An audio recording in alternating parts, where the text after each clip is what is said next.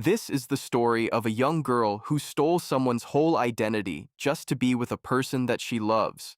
So what will happen in the end? Stay tuned to know the real twist.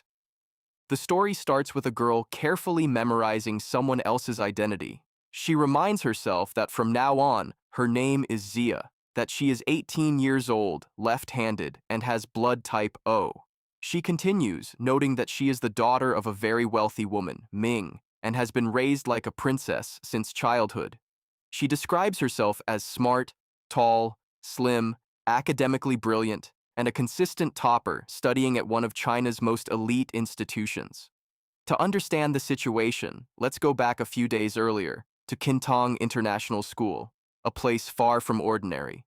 Admission here is reserved for the rich and the exceptionally intelligent, though some manage entry through family connections. Regardless of how they enter, maintaining top ranks is mandatory. Anyone who fails to secure an A grade is immediately labeled a failure. At this time, a piece of shocking news spreads across the school that Zia has been missing from her home for an entire day.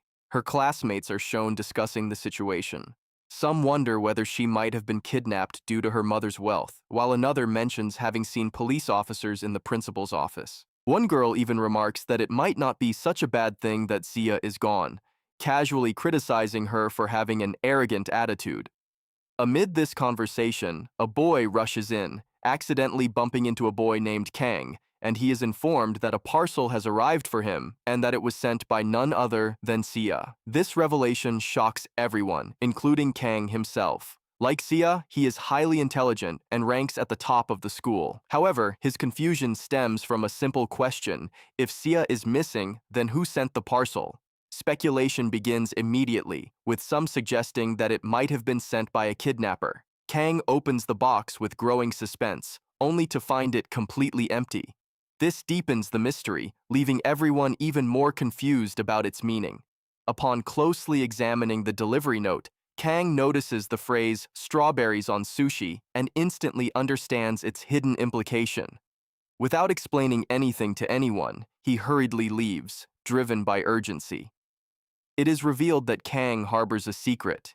He has always liked Shi, but has never confessed his feelings. As he rushes out, he bumps into a girl named Nikki, who is surprised by his sudden haste. When her friends explain the situation, Nikki dismisses the concern, suggesting that Zia is likely seeking attention and has deliberately staged her disappearance to gain Kang's focus, which, according to her, she is successfully receiving. Meanwhile, Kang approaches the police and explains the situation. He reveals that the phrase written on the box, when interpreted through its capital letters, forms SOS, indicating that Sia is in danger. The officers carefully note everything and then question him about his relationship with Sia, why she would send the parcel specifically to him. This prompts Kang to recall their past. He reflects on how he has always liked her but never expressed it. Both of them are the most intelligent students in the school, and at one point, Sia made him agree to a condition that he must never score higher than her, ensuring that she would always remain the topper. Kang accepted this without hesitation, willing to do anything for her. However, one day, when he unknowingly scored higher than her, he found her sitting alone, crying. When he tried to ask what was wrong, she accused him of breaking his promise. The truth was that Sia was under immense academic pressure from her mother, which is why she had made that condition in the first place. Kang tried to explain that it was not intentional, but she refused to listen, insisting that no one could accidentally score higher. She then left in tears. Returning to the present, Kang urges them to find her as quickly as possible. At Sia's home, her mother, Ming, is introduced as a wealthy and highly successful businesswoman. Alongside her is a housemaid named Xiao. Ming is visibly distressed over her daughter's disappearance, while Xiao attempts to comfort her, suggesting that Xia might have left home in anger and could return soon. This suggestion irritates Ming, who harshly dismisses her and orders her to continue her work. As Xiao steps outside, she encounters the police officers, and shortly after, Ming joins them, anxiously asking if there has been any update. The officers present the same box that was delivered to Kang. Seeing it, Xiao reacts with visible surprise, as if she recognizes something. She then reveals that a few days earlier, she herself had arranged for that box to be delivered to Xia's classmate at her request. However, she emphasizes that this happened 2 to 3 days ago, whereas the box was delivered only recently. This discrepancy raises further questions. The officers inquire about Kang's relationship with Xia, to which Ming responds that he is simply an intelligent classmate, though she subtly asserts that her daughter is superior. They then question Xiao about whether she is certain the box was empty, but she admits that she does not know, she had only followed Xia's instructions. The officers then bring up a previous statement mentioning that Xiao had earlier claimed Ming slapped Xia, leading her to leave the house. This immediately creates tension as Ming glares at Xiao.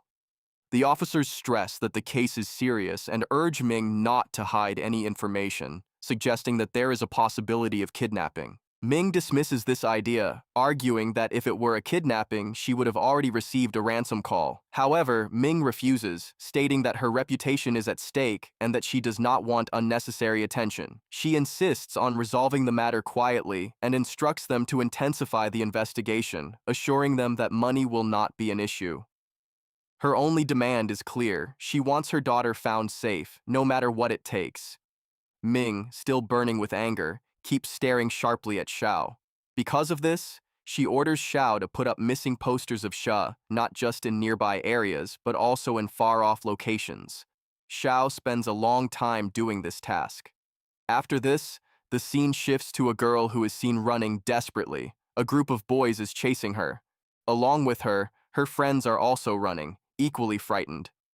Soon, the focus turns to that girl, whose name is Jenny. She is an orphan. What is shocking, however, is that she looks exactly like the missing rich girl, Xia, almost like her identical twin. But unlike Xia, Jenny is extremely poor, and due to her circumstances, sometimes resorts to stealing. While running with her friends, she tells them to split up and go in different directions. While escaping, she notices some people ahead and quickly grabs their belongings, throwing them at the boys chasing her to slow them down. The reason these boys are after her is revealed that Jenny had borrowed money from them and has not returned it yet. Despite her efforts, the boys continue chasing her relentlessly. Eventually, one of them captures her best friend and brings her back, leaving Jenny with no escape route. The gang leader, Zheng, orders his men to beat Jenny. However, Jenny immediately stops them and tries to reason with him, explaining that she only borrowed a small amount of money and promises to return it within a day or two. But Zheng refuses to believe her. He already knows that Jenny is clever and used to lying, making her promises unreliable. He then threatens her in a terrifying way, saying that he will sell her friend's organs. Hearing this, Jenny becomes extremely scared and pleads with him not to do such a thing. She promises that she will go to the city, earn money, and repay everything. Even after this, Zheng does not listen. When one of the boys steps forward to hit Jenny, she suddenly shouts that the police are behind them. Taking advantage of their momentary distraction, she manages to escape. She climbs up, crosses over to the other side of the road, and from there, calls out to her friend, assuring her that she will definitely come back for her. After saying this, she quickly runs away from the scene. As Jenny continues running, something important happens. On the same path, right beside her, Xia is also present, the same rich girl who is currently missing. However, neither of them notices the other at all, and they simply pass by, continuing on their own paths. A little ahead, Jenny finds a locket lying on the ground. It looks quite expensive, so she picks it up happily and wears it, admiring how good it looks on her. Meanwhile, Xia is seen walking ahead while checking directions on a map as if she has come there to find someone. She then starts reading notifications on her phone, noticing how people in her school are talking about her disappearance. Suddenly, someone snatches her phone and hits her on the head. Because of this, she falls down. In a semi-conscious state, she sees two thieves running away with her phone, and soon after, she closes her eyes and loses consciousness, while Jenny arrives in the city. There, she manages to find a job at a haunted house. The owner explains the rules clearly that their job is to scare customers, not harm them. Some girls are seen exploring the place playfully, but when Jenny scares them, they scream loudly and run away. Jenny finds this amusing and concludes that this is a great job, scaring people, troubling them, and getting paid for it, which in her case, feels like getting rewarded for doing what she would probably do anyway. Then a boy enters, who initially shows no fear, confidently claiming that everything is fake. But when Jenny suddenly scares him, he gets so startled that he ends up punching her. This angers Jenny, and she retaliates by beating him severely, leaving him in a bad condition. The owner scolds Jenny for beating a customer.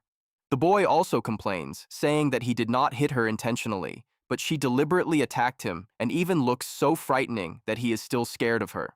Jenny, still angry, argues back, saying she had not even properly hit him yet. The owner continues scolding her, so Jenny demands payment for her work and says she will leave. However, the owner refuses, saying she will not be paid because she injured a customer.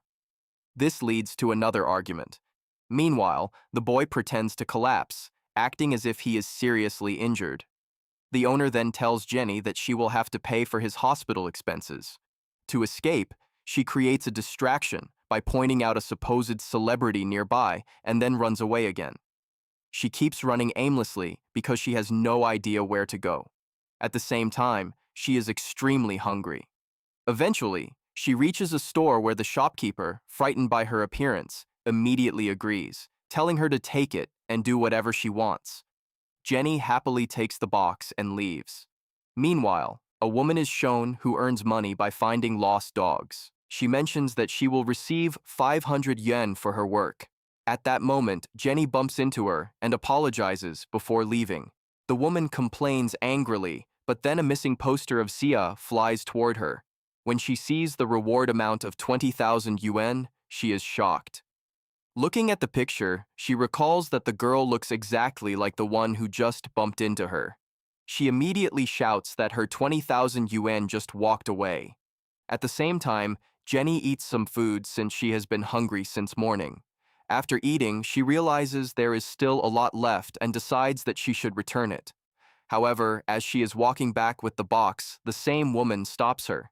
Jenny gets scared at first, thinking someone has found her, but then realizes it is just a woman. She casually asks whether the woman owns the convenience store, but the woman replies that she is the one who will take her back to her home. Jenny tries to escape again using her usual trick, saying that the woman's mother is behind her. However, this time it does not work. The woman catches her, but she eventually manages to run away again somehow. Eventually, Jenny stops at one point, clearly exhausted. Just then, the woman also reaches there and confidently explains that if she can run around and catch dogs all day, then catching a small girl like Jenny is hardly a challenge. She then compares the photo of Sia with Jenny's face and becomes convinced that Jenny is the same girl, insisting that she now deserves the full reward of 20,000 yuan. Jenny immediately argues back, questioning whether the woman is blind and asking who that girl even is, boldly claiming that she herself looks prettier. The woman responds that even though Jenny has red hair, her facial features match exactly, and she trusts her professional instincts from years of finding lost dogs. Jenny continues arguing, insisting that she is not that girl and questioning why the woman refuses to believe her. She even points out that the girl in the poster is named Jia, whereas her own name is the very confident and self-proclaimed beautiful, smart Jenny. The woman then demands proof, asking her to show an ID card. Jenny quickly counters by questioning who even carries an ID card around like that. At this point, instead of continuing the argument, Jenny suddenly becomes quiet and starts carefully examining the poster. She begins wondering who this girl is, who looks exactly like her, and whether she is truly so rich that anyone who finds her will receive 20,000 yuan. After thinking for a moment, she looks at the woman with a slight smile, clearly having formed a plan.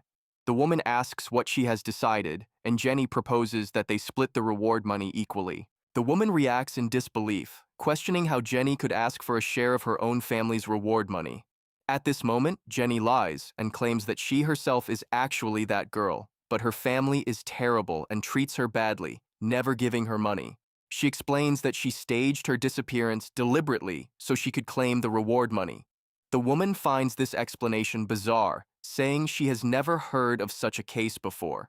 Jenny then warns that if the woman is not willing to cooperate, she will find someone else to execute her plan. Hearing this, the woman quickly stops her and agrees, suggesting they should work together to trick her family. Jenny agrees, but adds that she needs to hide her identity for now because people are searching for her nearby. She then goes to a shop and disguises her face. While stepping out, she bumps into Zheng, who is taking someone to the hospital. Thankfully, she is not recognized, and she quietly expresses relief, realizing that if she had not hidden her face, Zheng and his group would have identified her immediately. She then urges the woman to hurry, reminding her that the 20,000 yuan is waiting for them. While at school, some students are seen playing basketball. One of them asks why Kang has not shown up. Another explains that it is because Xia has still not been found. The group decides to continue practicing without him. Just then, Kang arrives and throws a basketball toward them. Nikki becomes visibly happy upon seeing him, clearly indicating that she has had a crush on him for quite some time. Kang, however, looks toward a seat and begins recalling past memories. He remembers how, on normal days, when he played basketball, everyone would cheer for him. Jia would also come to watch his matches, though she always pretended to be uninterested. Deep down, however, he knew that she liked him. In his memory, he is seen sitting beside her and looking at her notebook where she had secretly drawn him. She quickly snatches the notebook back, denying any such thing. Kang teases her, saying she simply lacks the courage to admit her feelings. She responds by insisting that she is not interested in him at all. Although Kang feels slightly hurt, Xia gently wipes his face with her handkerchief, an action that quietly reveals her true feelings, showing that despite her denial, she genuinely cares for him. Kang then confidently declares that he will play even better. When he returns to the court, he easily scores a basket, impressing everyone. The girls cheer loudly, while Xia hides her happiness. The scene then returns to the present, where Kang stands looking at her empty seat, lost in memories. Meanwhile, Jenny finally arrives at Xia's house along with the woman. Everyone is overjoyed, believing that Xia has been found. However, Jenny feels nervous upon seeing the massive house and the wealthy environment, realizing that if her lie is exposed, she will be in serious trouble. The officers thank the woman for finding Xia, mentioning that while she usually brings back lost dogs, this time she has managed to find a missing girl as well. The woman then asks Ming for her payment. Ming calls Xiao and instructs her to bring the money. Xiao does so and hands it over, thanking the woman. The woman becomes extremely happy upon seeing the money. Jenny places her hand on the woman, reminding her not to forget her share, but the woman ignores her and continues admiring the cash, clearly more loyal to the money than to any partnership. At that moment, one of the officers stops her, saying that before she leaves, they need to confirm Xia's identity. They ask Jenny to remove her scarf and glasses. Jenny becomes anxious, unsure of what to do. Even the woman starts getting nervous. When Jenny refuses, the officer asks Ming to remove the scarf herself. As Ming moves forward to do so, Jenny panics, realizing her lie is about to be exposed. She immediately tries to run away. The officers order everyone to catch her, and people begin chasing her as suspicion grows due to her behavior. Xiao also calls out to her, asking her to stop. At that moment, Ming steps forward and suddenly hugs Jenny, calling her her daughter and asking what has happened to her. As soon as Jenny pulls herself away from Ming, her scarf slips off, revealing her face completely. Everyone present is left stunned, shocked by her appearance in that unusual getup, especially Ming, who is overwhelmed with emotion, wondering what her daughter Xia has done to herself. Tears begin to stream down her face. She removes Jenny's glasses and notices a bruise near her eye. Immediately, she becomes concerned, questioning who could have punched her. In reality, that mark is from the punch Jenny received at the haunted house, but Ming interprets it differently. She begins to believe that her daughter was truly kidnapped, somehow managed to escape, and returned home after disguising herself. Overcome with emotion, she hugs Jenny tightly and breaks down, assuring her that now her mother is with her and she no longer needs to be afraid, promising that she will not let anything happen to her again. Jenny, hearing this, starts to calm down. Internally, she reflects on how this is the first time in her life that someone has called themselves her mother. The story then briefly returns to the school, where Zia's classmates are still discussing her. At that moment, another boy named Levi makes his entrance. He has come from a foreign country and is also a top student. He greets everyone and introduces himself before taking his seat. Another student explains that Li Bai is the new transfer student who has studied in several countries. Meanwhile, at Xia's house, where the officers have gathered all of Xia's identification documents, they begin questioning Jenny, but she remains silent. Meanwhile, Xiao begins expressing doubt, saying that this girl does not seem like their Xia at all. She points out differences in her hair and clothing style, insisting that such things would never match Xia. However, when Xiao notices the locket around Jenny's neck, the same one Jenny found earlier at the bus stop, which originally belonged to Xia, she is shocked. Realizing that it belongs to Xia, she immediately becomes emotional and convinced that Jenny must indeed be her. Meanwhile, Jenny silently wonders whether everyone around her is blind, amazed at how easily they are accepting her as a family member. The officer then states that Ming and her daughter must come to the police station for a DNA test. Hearing this, Ming becomes anxious. She insists that everything is fine now and that this is indeed her daughter, requesting that the case be closed. The officers agree and close the case. At school, after classes end, Labai approaches Kang and expresses his desire to be friends, explaining that he has been impressed by seeing Kang's name at the top of everything. Kang feels pleased hearing this, but before their conversation can continue, a commotion arises outside. Both of them rush out, where Kang sees officers leaving after speaking with the principal. It is revealed that Xia has been found, but her mental condition might not be stable. Hearing this, Kang becomes deeply worried and immediately rushes away, unable to stay still. Li Bai, however, is left confused, unable to understand what is happening or who Xia is. Kang arrives outside Xia's house but hesitates to go inside, unable to gather the courage despite his concern for her.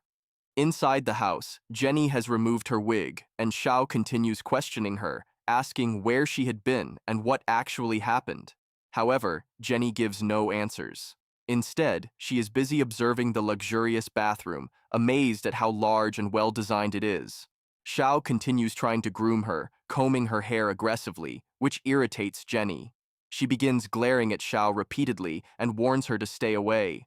Then, while writing on the window, she reflects on how she has suddenly become the daughter of a rich family. At that moment, she notices Kong outside. Seeing him unexpectedly, she becomes startled and points him out, wondering whether he is a thief or even a ghost. Xiao checks outside and informs her that it is Kang. Meanwhile, Kang, seeing that Xia appears safe, finally feels relieved and leaves happily. Hearing the noise, Ming enters the room. Jenny calls her mother, addressing her as Mom. This deeply surprises and moves Ming, who realizes that Jenny had never called her that before and assumes that her daughter is no longer upset with her. Jenny, on the other hand, does not fully understand the situation but feels happy simply having someone to call her mother. When she smiles, Xiao is shocked, mentioning that this is the first time she has ever seen Xia smile. Even Ming is surprised by this, while Jenny herself wonders what kind of girl Xia must have been if she rarely smiled. For the moment, however, Jenny begins to feel comfortable in Xia's place. At the same time, the real Xia is shown in a hospital, unconscious. She is dreaming of being trapped in a dark place where she cannot understand where she is or how she got lost. Suddenly, something hits her head, causing her to open her eyes. The next day, Ming took Jenny to hospital for a health checkup. Hearing this, Jenny becomes surprised and starts questioning the need for it, insisting that she is completely fine. Ming calmly explains that regular health checkups are important, especially since Jenny had been away from home. Jenny, after hearing this, begins thinking differently. She realizes that if these people are willingly spending money on her for free, then there is no reason for her to refuse.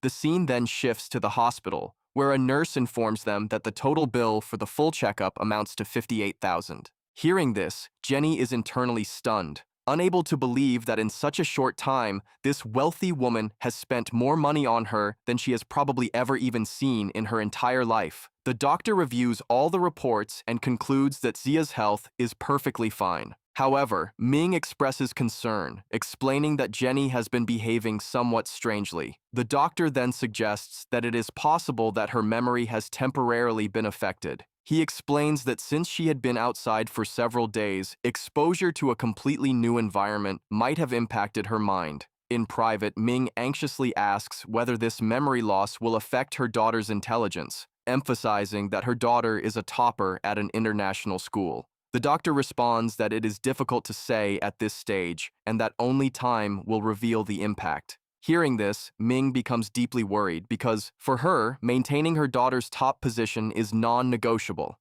Meanwhile, Jenny overhears all of this and feels relieved. She realizes that if everyone believes she has lost her memory, it will make things much easier for her. This way, she can comfortably stay among them for a few days and enjoy the life of a rich girl without being questioned too much. At the same time, in another hospital, the real Sia is shown regaining consciousness. She calls out, asking if anyone is there. Soon her friends enter the room. Her best friend Somi speaks aggressively, warning that if anything happens to her friend, she will not spare anyone. However, when they approach her, Zia looks confused and asks who they are. This question shocks them, as it is completely unexpected. One of them tries to lighten the situation by introducing himself in a dramatic way, claiming to be her handsome favorite, but it quickly becomes clear that she does not remember anything. At that moment, the doctor enters and asks who among them is her family. One boy claims to be her boyfriend, but Somi immediately pushes him aside and clarifies that they are her friends. The doctor then explains that Jia has lost her memory due to a serious head injury, which has affected her brain. Hearing this, everyone is shocked. Xia herself is also surprised by this revelation. One of her friends becomes emotional, expressing how she might have forgotten all the memories they shared together. The doctor further explains that if some boys had not brought her to the hospital on time, saving her would have been extremely difficult. Hearing this, Somi becomes suspicious and starts accusing Zheng and his gang, suggesting that they might have been responsible for attacking her. The boys immediately deny this, explaining that Zheng is actually kind-hearted and even paid her emergency medical fees. However, Somi refuses to believe them and accuses them of trying to cover up their crime to avoid police trouble. At that point, a girl named Lelin steps forward and defends them. The doctor confirms that these boys were indeed the ones who brought her in. This makes Somi slightly calmer, but she is still not fully convinced. She demands a proper explanation of what actually happened. Leyland then begins narrating the entire incident. She explains that earlier, during an event, someone had applied face marks or some kind of substance, and after removing it, things took an unexpected turn. When they were leaving, she noticed that her face had turned green due to the reaction, which made her extremely angry. The next day, she and her group came near the school to confront Jenny. During this sequence, Zia suffered a head injury and there was visible bleeding. Eventually, she collapsed and lost consciousness. These boys found her in that condition and thought it was Jenny, so they decided to take her to the hospital. It is also shown that at that moment, the real Jenny had seen them taking Xia away, but she could not fully understand what was happening. The boys then rushed her to a bigger hospital, explained the situation, completed the registration, and paid the emergency fees. This clearly indicates that they were not responsible for attacking her. The real culprits were the thieves who had earlier hit her and stolen her phone. Hearing all this in the present, Somi becomes somewhat calmer. However, she still feels that something is not right. She starts analyzing the situation more carefully and points out a detail that others might have overlooked. She questions how they immediately took her to the hospital without noticing something important, her clothes. Then, pointing at Zia's outfit, she highlights that these clothes are limited edition, suggesting that something about the situation does not fully add up. According to her, Jenny had distanced herself from everyone precisely to secretly build this business and earn money before returning. However, these boys eventually found her and approached her to demand their money back. She assumes that Jenny must have pleaded with them at that time, requesting more time and asking them not to ruin her business. But, driven by anger possibly due to personal grudges, someone among them might have refused and escalated the situation, leading to all of them collectively attacking Jenny. In that chaos, one of them must have picked up something heavy and struck her on the head. That, according to her, is why Jenny is now admitted to the hospital, barely surviving, and has even lost her memory. While she continues pointing fingers at Jeng, her tone shifts slightly when she notices his reaction, stepping back a little. At that moment, Jia suddenly starts crying. She feels overwhelmed, confused about where she is, who these people are, and why they are arguing so intensely around her. Her emotional state shocks everyone present. Jenny's friends become anxious upon seeing real tears in her eyes, pointing out that she is genuinely crying. Seeing her like this, Jeng also remains unsettled, questioning whether Jenny was truly crying, admitting that the situation feels strange and unsettling. Meanwhile, Kang, on his way to school, tries to call Zia, but the call does not connect since her phone had been stolen earlier. This makes him increasingly worried, but he also knows that without her permission, he cannot simply go to her house to check on her. On the other side, Jenny was inside Zia's room, observing everything with fascination. She notices the abundance of limited edition items, all expensive and beautifully arranged. She starts thinking that since she has already come into such a wealthy house, she might as well take advantage of it. She begins planning to take these items temporarily and later return them so that no one notices, convincing herself that this is not exactly stealing, especially since rich people have enough money to distribute things to the poor anyway. With this mindset, she starts gathering all the valuable items, watches, belts, and even Zia's clothes, collecting everything in one place. However, she soon realizes that carrying so many items at once is not going to be easy. She tries calling her friend Somi for help, but the call does not go through. Left with no option, she decides she will have to manage everything on her own.